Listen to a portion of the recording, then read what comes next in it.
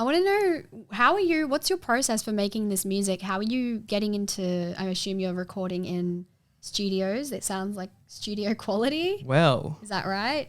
Here's the trickery and the magic. Oh my gosh. I record everything in my bedroom, ladies and gentlemen. There's no way. That's way. Yes, way. Hi everybody, welcome to episode 5 of That's a Wrap, What's Next? Today I have a new guest, Flynn Kiely. Hello, it's me. It's Flynn. Musician, director and actor is what he's going by these days. Yes, please. So, let's start with some exciting news. Flynn has just released a new song. Do you want to tell the crowd? So, I've released a new song. It's called Bad Thing. Bad Thing. Bad Thing. Is that a bad thing? Basically, it's my favorite song I've ever made, ever. It's so catchy. I'm self-prying at the moment, but it's just... It's also my favorite song you've made. Oh, thank you very much. I love it so much. Thank you very much. It's really fun. I was listening to it on the way here. Ooh, thank you. It's very much electronic pop kind of vibe. Mm-hmm. It's got a mix of like your classic... what's the name of the genre? It's weird. It's like genre bending, and then there's like a rap part in the middle where I talk about Caesar, and then it goes back to the chorus. It's a really fun song. What would you say that song's about for you? Well, I think I wrote the lyric one time when I was sitting in a cafe. I was like, one of the lyrics. It was like, these days get longer, but is that a bad thing? I was like, because like everybody wants more time, right? Everyone wants more time. This is true. And Most the days, and the days were just getting really long because of all the work I had to do, and it just felt like it was painstakingly long. Was this while you were at acting school? Yes, which I'm still at. Yeah, and traveling all the way. And traveling. Home every day. Where are you from? I'm from Wollongong, ladies and gentlemen. Wollongong. Came all the way to Bella Vista Hotel Podcast Studio. Thank you, Podcast Studio, for this podcast. Thank you for the dedication. I appreciate it. Thank you for having me on. No, thanks for coming. And I got to ride the metro for the first time. Oh, that's really cool. It's really cool. But I think I need to stay on the mic, but it's really cool, guys. The metro is awesome. I haven't caught the metro in a hot minute, actually, like a really hot minute. But it was cool last time I was on it. It's really cool. It drives itself, and then it goes super fast. Like compared to the trains, it's like, whoa, this is the future. Yeah. But yeah, Bad Thing's a great song. So Bad Thing, I just wanted a song that made people feel good and sound good. The song as in sounding good. And Bad Thing is like turning things that are a bad thing and making them positive. I love that. I really love it. Yeah. And asking the question, is that a bad thing, or is it making me better or stronger, or, you know, is that improving me? Even if it's really hard, yeah. But, you know, it's always a good thing. We always improve. I feel like we are as a society, I speak for the whole of society, I don't know. Let's speak for I feel like we're in a complaining world. Like I feel like a lot of the time I'm hearing complaints. I get that a lot. And I feel like sometimes I complain too much. But like I've noticed when it comes to TikTok and all that stuff, I feel like that's become very much a thing. And there's a lot of reasons to complain about certain things, and it's valid. Sometimes you need to vent. But I think sometimes people just... It becomes too much of a mindset that doesn't help you, I think. Yeah, I agree. I think like negativity, it focuses on the negativity rather than the positive aspects you get from it. Yeah, I would agree with that. Yeah. Okay, philosophy, here we are. Ooh. Wow, getting into Flynn deep shit. Okay, so you've released quite a few songs. How many songs? I've released... I can't think of the top of my head, but if we're not including instrumentals, it's probably around 30. If we're including the instrumentals, 30 songs at the age of 20. I'm 20. That's like just more 20. songs than your years of living. That's crazy. I recommend. It's good fun. But if we include the instrumentals, it's about 40 songs. Wow. It's double the age of living. That's crazy. I'm very proud of you for that, because that's quite an achievement to do one song, let alone 40. I have a lot of questions following how you create these and how you create so many of these, and they're all such great quality.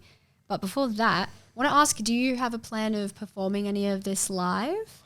I wish. I want to perform so bad. Performing live is the best experience. You've done it before? Yes. So I did it for high school a lot of the time because we had like unplugged stuff, basically like talent shows. Oh yeah. Those are so fun, right? Yeah. And like I would love to perform, like most of the time it was parents and kids and stuff, But it's so much different when you perform in front of people that actually want to see you. Your target audience. Yeah. And like people who came out to see you and be like, hey, like thanks for making this song. I really like this song. And it's so special.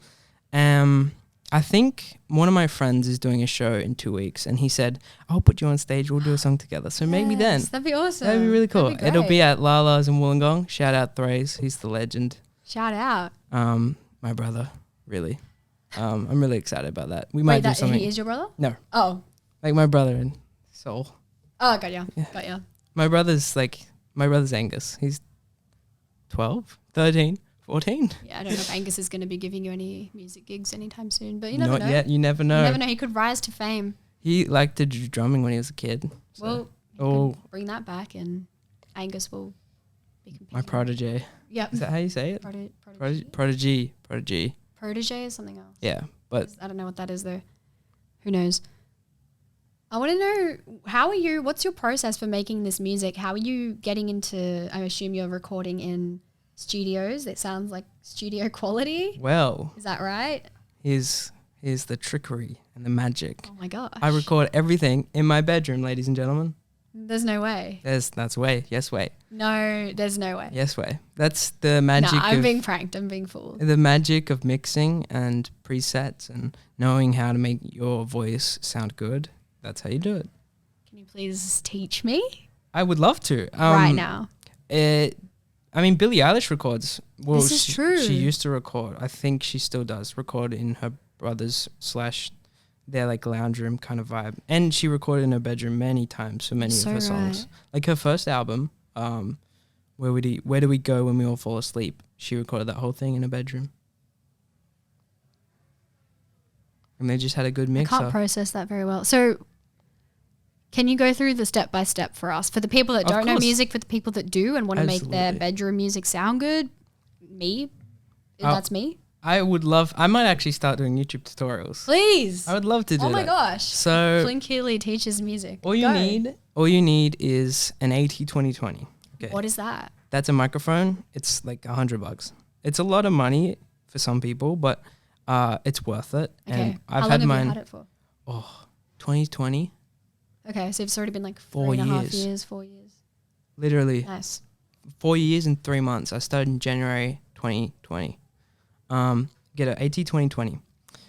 You get any software you want to use. You can even use BandLab. Like BandLab's great. There's a lot of people recording on BandLab nowadays. Yeah. What else is there?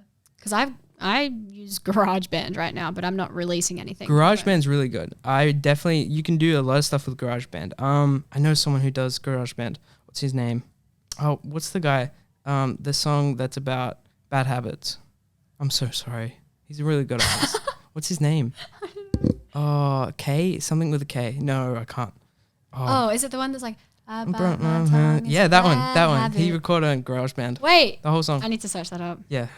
That's right. Steve Lacy. Steve Lacy King. Right. Damn. Well, and would you say that was bedroom music?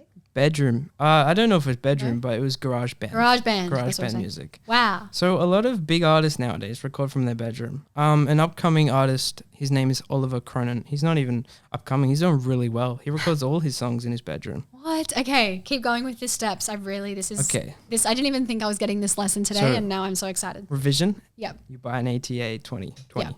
AT 2020. That's the Star Wars thing, ATA. You get one of those. You get an audio interface. I recommend the Scarlett Solo. It's like 200. So it's a little bit of an investment, but mine's lasted as long as my microphone. You get a good audio interface. You can find cheap ones maybe. You plug it all in together. You get the right chords. There's a bunch of YouTube tutorials. And so then most of them come with like free software. So my Solo 2020, no, confusing them. My Scarlett Solo came with Ableton Live Lite, which is a light version of Ableton, which is software I use now. I have the Suite version now. This is mixing software? Mixing, recording, and producing software, all in the one. Wow. You usually get it with the box. You can look for the code. You get it. That's how I started. And so you're very limited in Ableton Lite, but if you think about it and you know how to use the software really well, you can get a lot from just that. But I also recommend like upgrading once you have enough money, because this software will last you a lifetime. You can download it whenever you want. Mine, and plus when you have the light version, it's discounted when you want to buy it. So I upgraded for my birthday. It was like $400, which is a lot of money, for the standard edition. And then I upgraded again for the suite and got a free upgrade it went from 10 to 11. So I got a free upgrade as well with that. Great. So it's good software. I use it all the time. If you know how to work software, any software, you can do anything. You can make anything. I'm so inspired. Wow. And so do you have like soundproofing in your house? Really? I record in my bedroom with just a microphone. I used to record with a sock. Oh my God. Over the like mic. Wow. Instead of a pop filter. And then I went to Amazon, got a $20 pop filter. Yeah. And one of these things. Yeah. So wow. it's beautiful. So you just decided one day, I'm going to just make music and let me buy some stuff. Is that literally what happened? Or was there like an inspiration story? I'll tell you. Oh gosh, I'm excited. So let's go back to 2018. We had this keyboard at the house, and, you know, I was just so bored because I was homeschooled for 2 years. Oh, yeah. Which is crazy. That is crazy. And I was kind of bored. Oh, actually, sorry. I'm recapping another thing. Before this, homeschool 2018, okay? My sister has GarageBand on her phone. She makes a beat on GarageBand, and I rap over it. Oh, that's how it starts. And so, do I read? It's such a bad name. Do it. So my original name, this is embarrassing, but the OGs will know this, was Lil Thicky. Spelled THICCY. Was that was your rapper name? Yeah, but like the way I started was, it was like comedic raps. Okay. So my first song was about my cat Toby. Nice. And then I started writing another song about a man in a van. Oh. Because I was a kid and I was trying to be funny. I get it. No, yeah, that's peak child humor. Yeah. Men in vans. It was like, stay away from the man in the van. So it's kind of like a PSA. Wow. Yeah. Really protecting the young ones out there. That was the goal. Oh my gosh. While trying to make a joke at the same time, because laughter is medicine. Laughter is medicine. So it's like, there's so many times I've just been really sad. I'm just like, I watch a comedian or something, I'll be like, life's good. That makes me feel better. Oh, I love that. It's so true. Yeah, it's so fun. Yeah, so then I started there. Except for when you're laughing, but then it turns to like hysteric crying. But That's then again, the crying's good too. So it feels good until it starts to hurt. And then you're like, oh yeah. Yeah, when laughing starts to hurt. But it's a good feeling in the same time. It's like, I'm laughing so hard it hurts. But Do you it's ever good. laugh so hard that you genuinely fear a little bit for your life? Like, have you heard like people have died from laughter apparently? And sometimes I get to the stage, I'm like, oh my gosh, I might start dying. I did not know that. Really? What, you can die from laughing? I'm pretty sure. Like, I don't know if that's always just been a lie, but I swear I've heard that, you know, people in past moments of history have died from laughter. That's I could be so crazy. wrong. You could literally just sue me for that. Did you know you can actually die from a broken heart? As in, You can, like from the depression that comes with heartbreak? pretty or- much. So like you can, like it can shock you so much that your heart just breaks. Like, Oh. it just stops. It's really sad. It's actually a real thing if you look it up. I just double check that, please. I'm Everyone not a just double scientist. check our science facts I'm right not a now. This is not a scientist. science podcast. This is well and Creative. truly creative. Yes. Yes. Yeah. Where were we? So 2018, I gave up on my Lil Thicky alter ego.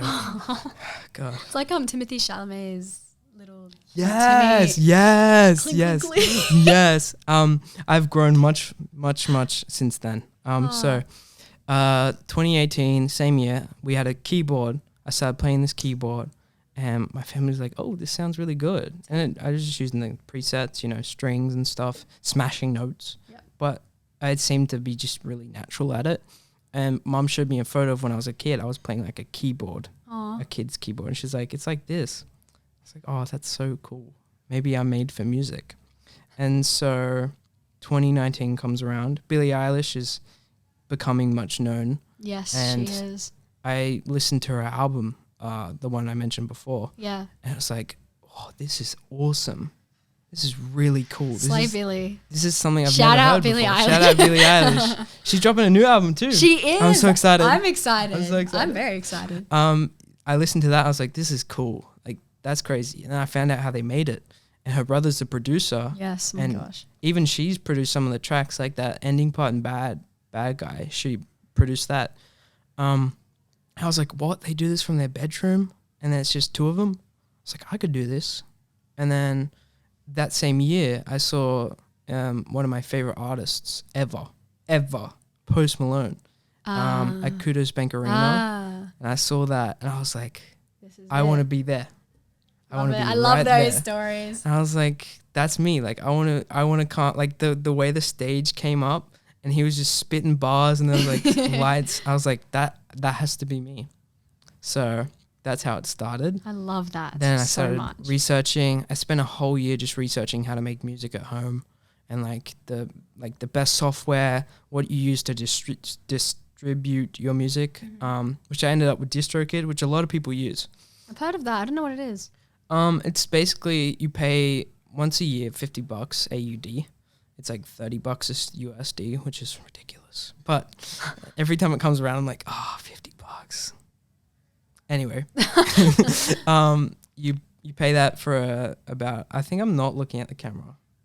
That's okay. That's you don't okay. have to. You can look at me. Oh, slay! You can look anywhere you want. I'm so excited. Anyway, where was I? You pay them money once a year. It's really cheap. Like for that, you can unlimited songs. You get 100% of your royalties. Nice. They go straight to your PayPal. There's some tax documents you have to do, which was stressful. You don't make a lot, but you make like some pretty good. Like you make money to be like once a year. Be like, I'm gonna withdraw my money. It's like $50 maybe. I mean, like how many listens are you getting, you know? I mean, yeah, exactly right. Like for what I'm getting, that's $50. Is that good? That's pretty good. Because the music industry be rough for so royalties rough. And everything like that. It's ridiculous. Like $50 a year for that, all the effort you're putting in, you know what I mean? Not to say like, yeah, no. Like you just, like we all be deserving a lot more than that. Totally agree. Which, that's where all of the music career stuff comes in, I feel. Like, do you plan on... well, you're already marketing it quite well. Like you've got cool posters and art that you're kind of getting out there and you're releasing. I've got some cool stuff for the album. You got a business plan, the album. So being independent is great because you can choose when you want to release, but then you have to do everything by yourself. Mm-hmm. Unless you have friends in marketing, you have to do everything by yourself. Like the podcast. That's what That's a Rap's about. Make your own work. That's right. Do your best. You got to promote it. Sorry. No, it's just rough. It is rough. It's very fun. rough. It's but it's fun. It is fulfilling and it's rewarding. When that one person comes up to you and is like, your song is really cool and you're an inspiration, I'm like, thank you. And then I sign them. They ask for my signature. It's really cool. Wow. It's really cool. It hasn't happened a lot, but when it does, I'm like, this is cool. Whereabouts is that happening? Usually in Wollongong. I get a lot of people who went to my high school. They come up to me and they're like, you know, what you're doing is really cool and you're inspiring me. I was like, thanks. What a nice high school person. And then they asked for my signature. I signed a Go bucket once. I was working at KFC and someone comes up to me and I was like, oh, are you Flynn Kiely? I was like, yeah, that's me. And they're like, oh, can I get your signature? I was like, yeah, where do you want me to sign? I was like, here's a Go bucket, write that. I was like, cool. That's so cool. It was really cool. Wow, that's awesome. Another time I was at mini golf and I signed their golf thing. Damn. That was fun. That's so cool. You're just getting recognized in public. It's really cool. It's really cool. It's very exciting. It happens probably once every 3 months. I'm just in the mall where I work and someone's like, Flynn Kiely. I was like, who? I'm running for my life. Jeez, that's actually crazy to me. That's so cool. It's really cool. And when I'm making my music, I'll think about that. I'll be like, I hope this person hears this song. This one's for you, random guy in the shopping mall. Pretty much. Nice. There's a lot of times I'll be making a song. I was like, I really hope they listen to this because like this is better than what I've ever done. Aww. And then the long term fans, the super fans. It's really cool. Wow. Well, yeah. So do you have a plan? I guess you can focus more on it after you graduate from acting school, which we'll also get to soon. But do you have a plan to kind of get bigger? And I'm assuming you want to get bigger if you want to be on the stage like Post Malone, you know. Do you have any kind of plan, or are you just kind of going to start producing more, advertising as much as you can, trying to get gigs? What's the situation? So my plan is to, so I've got this album coming up. I've been doing some promo. I should be doing more, but it's hard. Yeah, it's really hard, especially with acting school as well. So what I've done is I've made a couple of these cool artwork poster things that have like the date of release on it. and then I'm gonna put them on Instagram and spend like $10 on the Instagram promo feature and boost it. You're never gonna like. It's really hard to get the investment back from that, but like you get a lot of people just looking at your stuff, and as long as they know that you're there, it's kind of helpful. True. Like when I did my EP, I did the same thing. It's not always like, oh, like you spend this much money and then you get like all these followers. You don't get that. But it's just like letting people know, and then, you know, eventually if they see you enough, they'll be like, oh, who is this person that keeps popping up on my Instagram? And they click on it and they see it. It's, oh, this is cool. I kind of like this. It is like that happens to me. Like the more you see someone, you eventually go, okay, at this point I just need to see what they're actually doing, because otherwise I'm going to get sick of seeing them. Yeah. Not sick of you, but like, no, you know what I mean? I get it. You finally want to like actually look at what they are. Yeah, like I think I saw, it was in 2018, I kept seeing this album on my feed. I was like, oh, okay, fine, I'll click on it. And it's one of my favorite albums of all time. What album? So it's called Is He Real by IDK. That was a really good album that also inspired me into music. Yay. It's awesome. And that's like, it had like a whole story to it. And I was like, I want to do that too. I love making stories out of albums. That's cool. I'm trying to think. I always think of different ideas for albums. Like what? I was thinking literally last night actually, if I did one called like Places or something. No one steal this. And it's like each song is about like a place that is something to me. But it doesn't have to obviously be that literal. Like I'm not going to sing about a shopping center. Of course. But I don't know. I love those ideas. But don't steal that. Don't steal it, guys. That sounds really cool. If you need help. I copyright Places. If you need production, mixing, I got you. So true. So I will need tutorials. If you don't post YouTube tutorials soon, I'll need in-person tutorials. I'll give you tutorials. I mean, if you want to, you can come down and record at mine if you need to, but it's crazy. It's a bit far. It is far, but I mean, for music recording, worth it. Totally agree. Because otherwise, what are we looking at for the payment of one single in a studio? It's at least $1,000. It's a lot of money. That's a lot of money. And you can sometimes, like, a lot of people, even like big artists, rather record at like their house or something. Takes the pressure off a lot. That Travis Scott song, No Bystanders, he recorded that under a blanket in some villa or something. Jeez. And he was like, I think someone said something that like, you're better off recording here, because it's more about the emotion that comes with the recording and like just being in the moment and just being like, I want to make this song now. I think I can give my best performance now, rather than having to wait and book a studio. And with that as well, studios, like the way I love about my bedroom is like, it'll take me a long time sometimes to make a song, but it's like, what am I trying to say? The fact that I don't have to worry about, I have to get this song done in 3 hours now. Mm-hmm. I can give time. I can sit on this song for a month or two. Like a lot of the album songs I've been sitting on since I announced the album, which was like June, July. Yeah, wow. And it's just so handy. It's like I'll be sitting in my bedroom and I'll be like, oh, I have an idea. I can go sit at my thing and record it straight up. That's so cool. It's so crazy to me that, you know, I don't know how many years ago, but when music was not in the digital age, people were begging, they were desperate to get into studios, they were desperate to be found for that. And now people prefer not to. Like famous singers and musicians are like, no, I'm good. That's crazy. Like the way the world progresses. It's really cool. Is that a bad thing? That's, I forgot the lyric. Forgets own song. It happens all the time. That's so real. I feel like I do. It happens all the time. I remember I was performing a song. I was like, I wasn't playing the guitar, but someone was. And I was trying to sing. I was like, and I forgot the lyric. It's so real. It is. Live performance is interesting. Speaking of live performance, you in high school did Matilda the musical and you played Miss Trunchball. What a legend she is. What a good role. It was my first role ever. First role ever. That's so fun. Really cool. What a good way to start. It's the reason I act. Wow. That was acting as well as music. Yes, acting. So Matilda Jr. was just such a joy. I remember it was so fun. I was really bad at learning lines, which I still am, to be honest. And I was always getting yelled at, like, learn your lines, fine. I was like, okay. And then I didn't really it only really happened on the first day. I got every line right, perfect. So weird. Wow. On the first performance. Yeah. Wow. Adrenaline probably. I think so. But it was just such it was like such a high being on that stage as Miss Trunchball. She's such a queen. She is a queen. She really do be. She is also like, if I could let my anger out the way she does, I think I'd be pretty happy. But I don't think that's legal.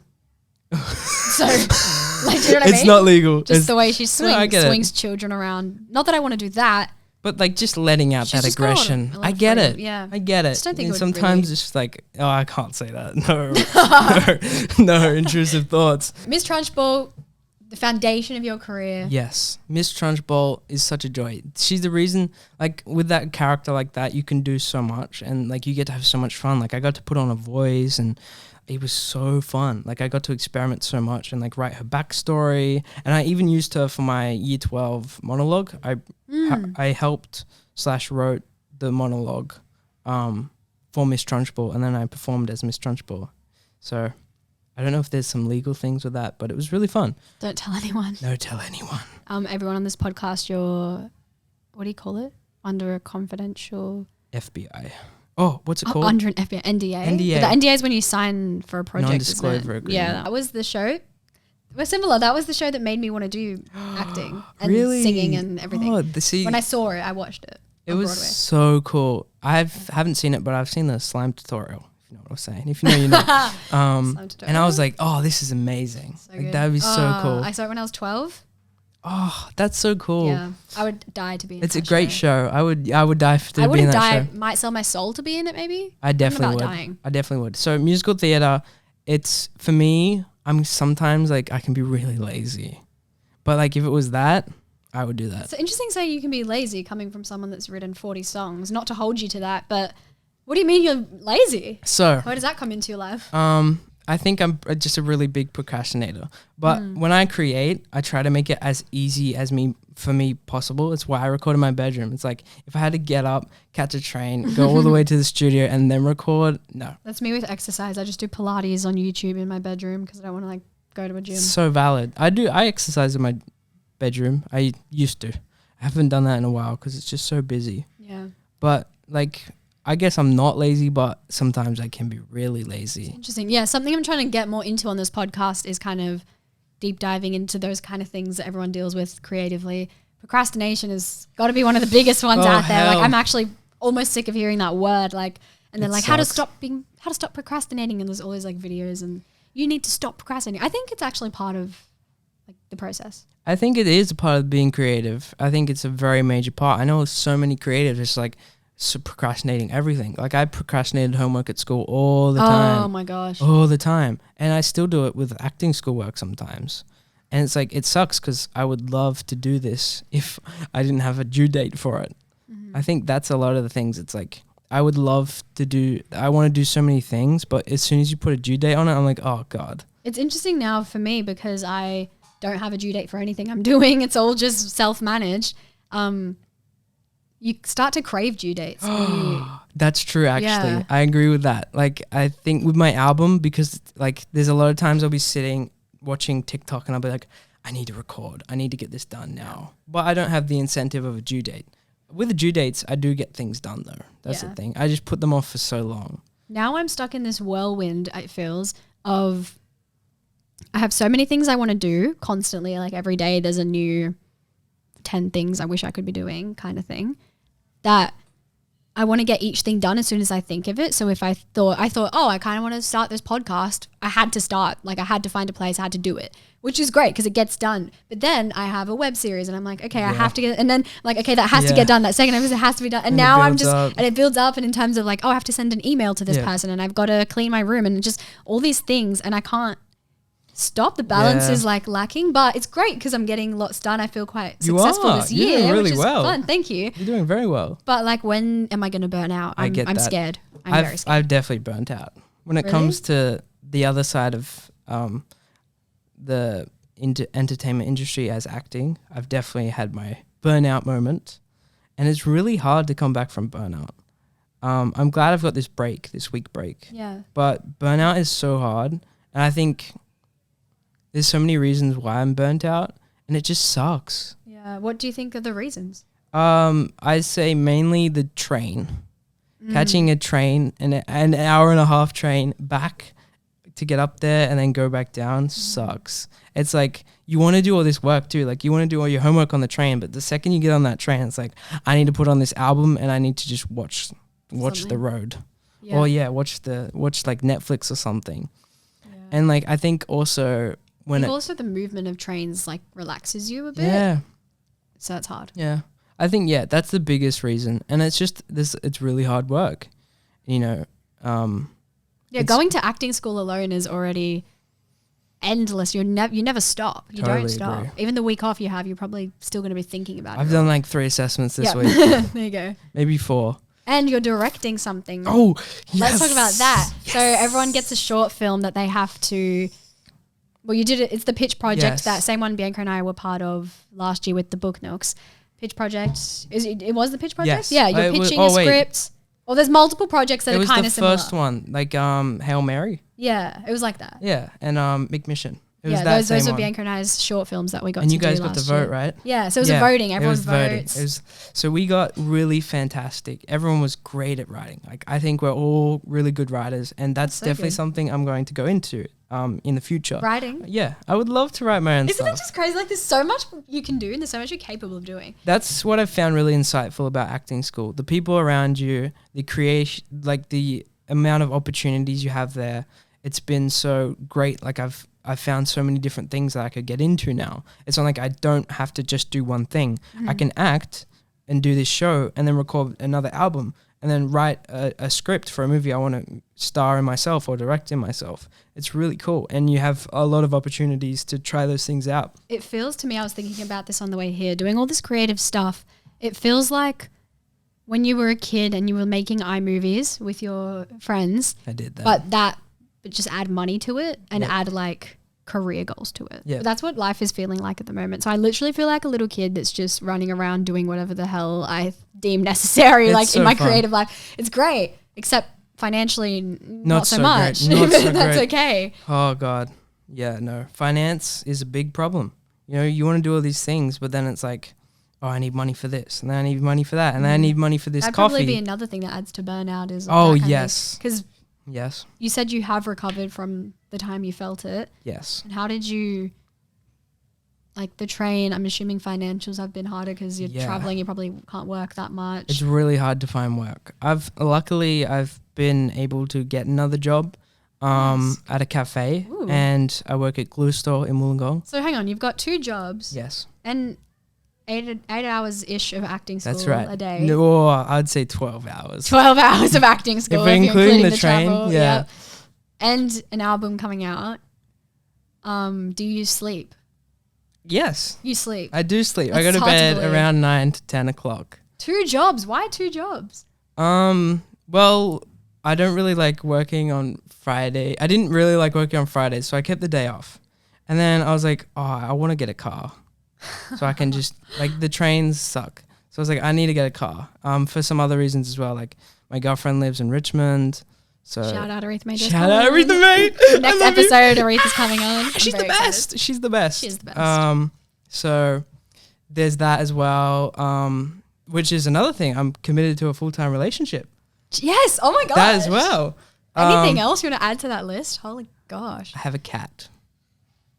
I don't feed it. Someone else feeds it. I thought you were going to say you completely neglect the cat. And you should like put a long pause there. Just be like, yeah.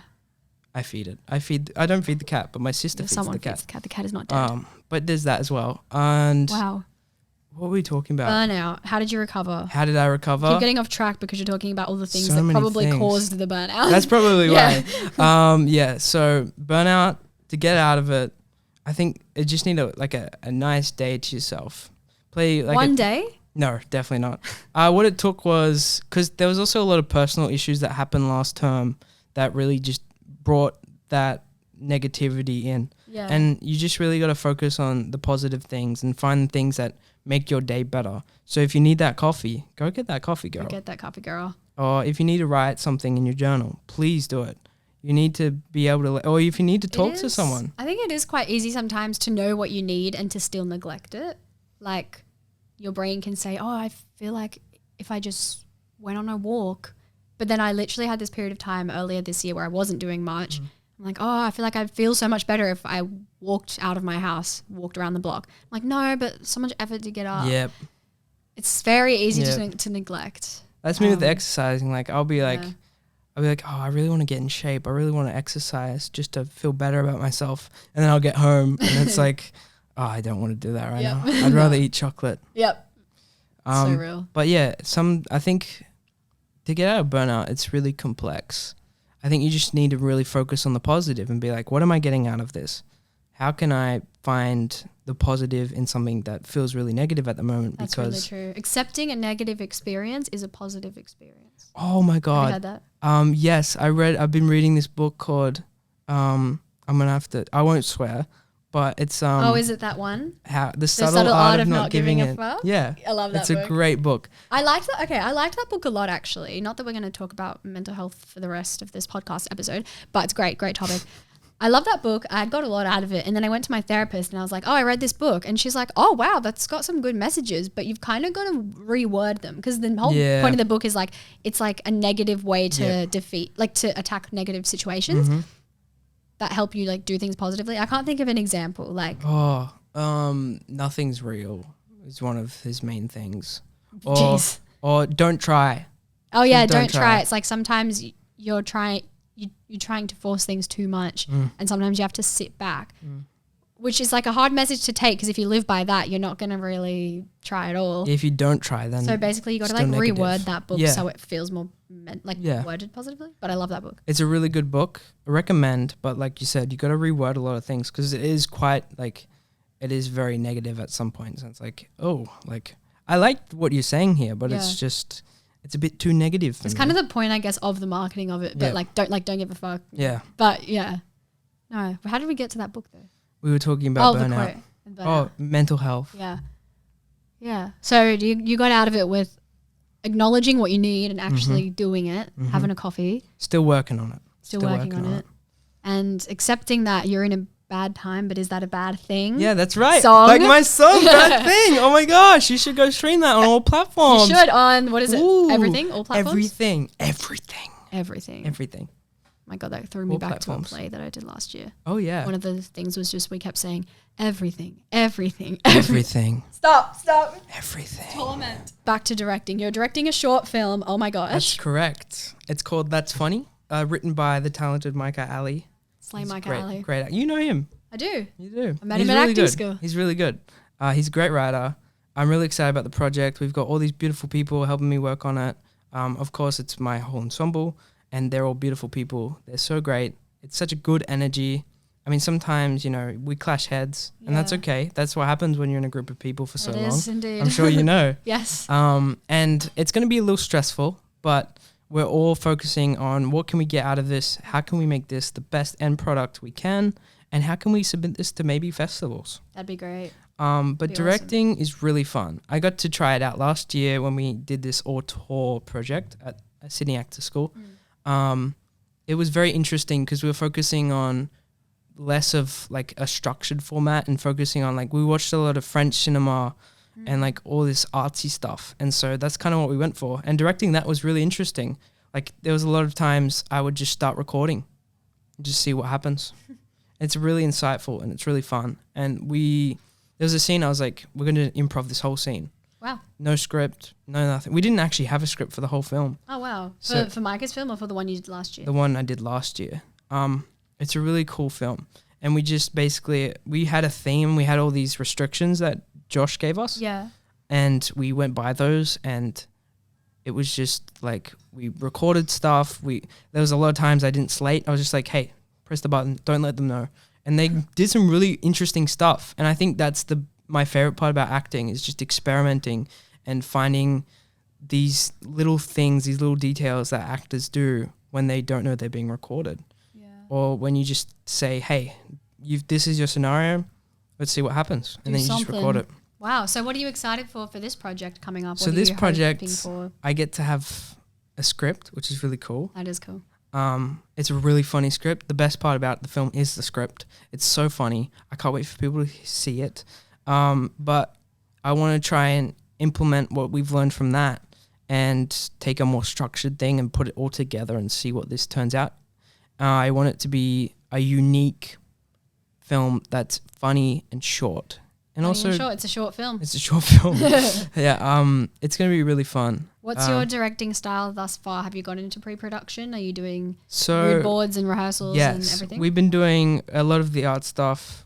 We haven't got to rehearse with the actors yet. But when I'm we've done a bunch of table reads because the script has changed so much and I've got so many ideas. There's a moment where I'm going to use improv and see what happens. Nice. And I'm going to give them... We're trying to avoid result-driven directing. So it's very much like... I want to give like the actors secrets. Yeah. And tell them like, hey, this person knows this. But, you know, so fun. That makes me want to act so bad right now. I think directing it definitely helped me with the burnout as well because I'm really excited about this directing and acting because we do it so much. I love acting, but there's just sometimes I'm just like, oh, because it's like school and I didn't really like school. But being a director is just something I definitely want to turn into. I actually always wanted to be a director before acting.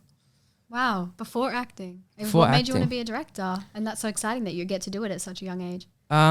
Directing is... I didn't know much about the job, but I really love the way you can tell a story visually and you can create like anything and you can use actors to tell this beautiful story that maybe you've written or someone else has written. And that's what I'm really excited about. I really hope we get exactly what Micah's envisioned, but also...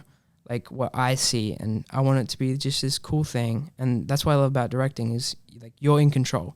I really like being in control. Yeah.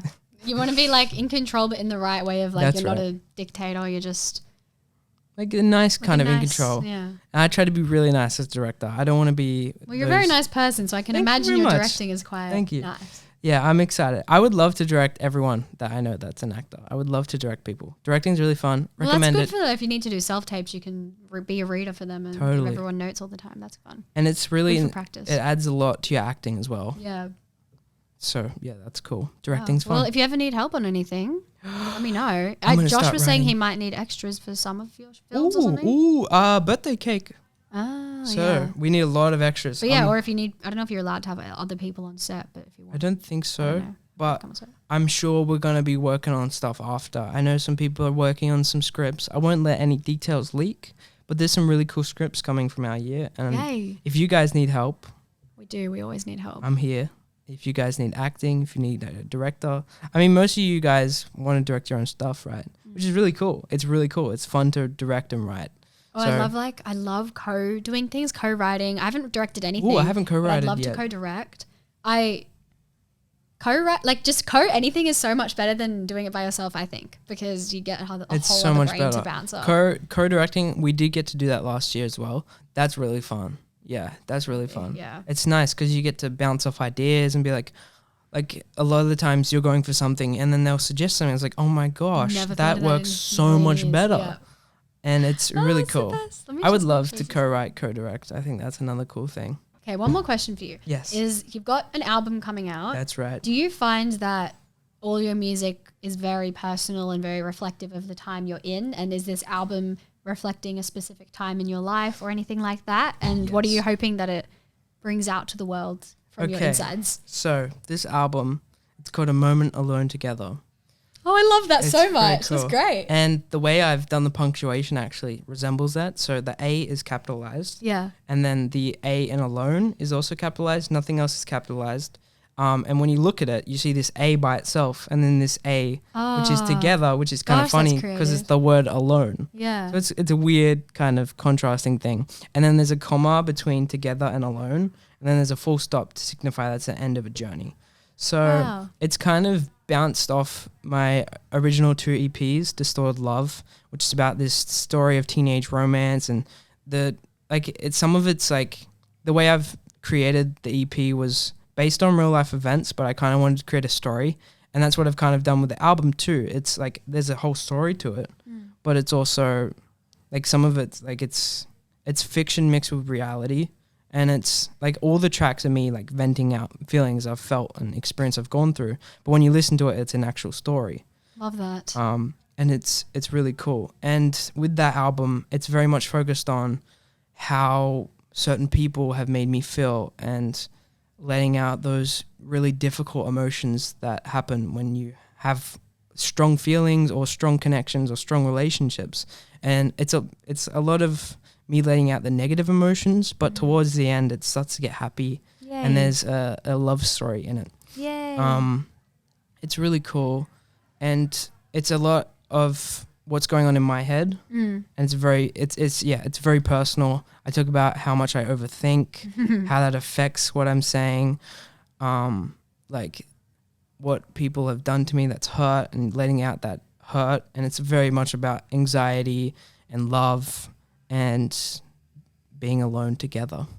Well, sounds very beautiful. And what are you hoping that kind of like, what story do you want people to take away from it? I want people to take away that basically it starts off with this heartbroken version of me, and it's about the same girl or same person or same whatever, but it's not in real life. It's not like that at all. But basically it's meant to be, it starts off and it's an awful feeling. You feel all these awful things, but it slowly starts to get better, and then this person comes back in your life and it's like, I missed you. And then, you know, this new love comes together, and so it's like it's a happy ending. Through the hard times, you eventually get back to good times. If you hear the first song of the album and then you hear the second one, you're like, is that the same album? I mean, not the second one, the last one. Yeah. Love that. So it's a happy ending. It starts sad, but it's a happy ending. Love how albums can be stories. That's so fun. The one thing I want people to take away is that negative scenarios do suck, but there's always a positive that comes out of it. Yay. And that's me. Great. Make sure you follow him. Please. Where do you want to be followed? So Instagram, Twitter, which is called X now, YouTube. Please follow, subscribe to my YouTube. Spotify, if you have Spotify. Just if you want to, give my music a listen. If you don't, that's okay. I don't mind. I'd recommend it. Thank you very much. Subscribe to That's a Wrap. What's next? And we'll see you next time, everybody. Thank you so much for coming. Thanks for having me. It's been a wonderful time. Thank you for coming, audience. Thank you for coming, guys. Wish Flynn the best luck. Say it right now. We'll listen through the futuristic ether. I feel the luck. I feel it. I feel lucky now. Yay. Thanks, guys. And I can't wait to see the album, hear the album. Thanks, Jazz. Thanks for having me Hell yeah. See you guys later. Crazy times.